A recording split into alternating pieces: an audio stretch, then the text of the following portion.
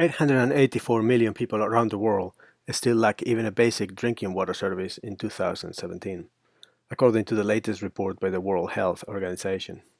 The vast majority living in rural areas in sub-Saharan Africa and India. The burden of collecting water affects women and children most, limiting their access to education and their ability to contribute to their family's subsistence, as several trips per day are usually needed, meaning that several hours per day are usually wasted. 263 million people spent over 30 minutes per round trip to collect water again in 2017. For decades, this has been dealt with as an infrastructure problem. But infrastructure is not only very expensive, but also very slow to deploy. As a consequence, up to 85% of the population in sub-Saharan Africa doesn't have access today to something as simple as a water tap in their homes. That's 800 million people.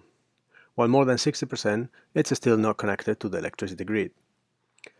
All this makes Sustainable Development Goal number 6, calling for a universal, safe, and affordable access to drinking water by 2030, very hard to achieve indeed. Still, of course, life goes on, and people rely on low-tech solutions such as pushcarts, bicycles, wheelbarrows, and of course walking, which, if you've never done it with 25 kilos over your head, I would really recommend you to do it today if you can, so you get a sense of what a grueling hard job it really is.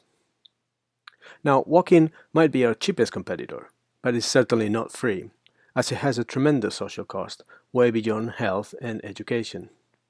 Our other competitors, however, bikes and pushcarts, demonstrate the existence of a thriving market, thriving if, of course, rather unofficial. The point is that people already spend money every day, in fact, much more than we do here in the West, paying for a service that we think that, with a little bit of ingenuity, we can certainly improve over time. My name is Jose Paris, and for more than 15 years, I've been making a living dreaming up the future of transportation for companies such as Audi, General Motors, and Ford. As a designer, I've been puzzled by the lack of innovation addressing water distribution, an issue that I believe should be tackled not only as an infrastructure problem, meaning mainly pipes and pumps, but also as a transportation one.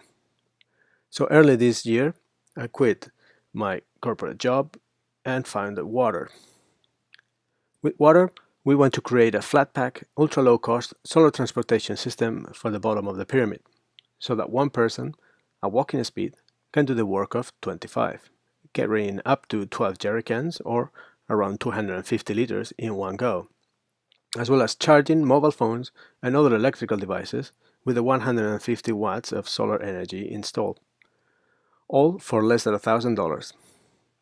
Now, how are we going to do this? Well, our highly efficient minimalist design will go a long way, of course, but we are also going to take advantage of the myriad of technologies that are off the shelf today, but that only a few years ago were either unavailable or, quite frankly, incredibly expensive.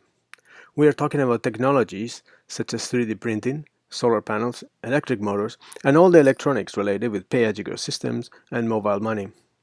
We are convinced that not only the product could be highly desirable, but that the $1,000 price point that we are talking about is highly achievable as well. We like to look at it as infrastructure in a box, bringing water and electricity, of course, but also transportation, crucial for the rural communities we are talking about, communications, as the car could work as a mini cell tower, and data from low-cost sensors that we will install in each vehicle. We also want to bring a sense of community in the areas we intend to deploy.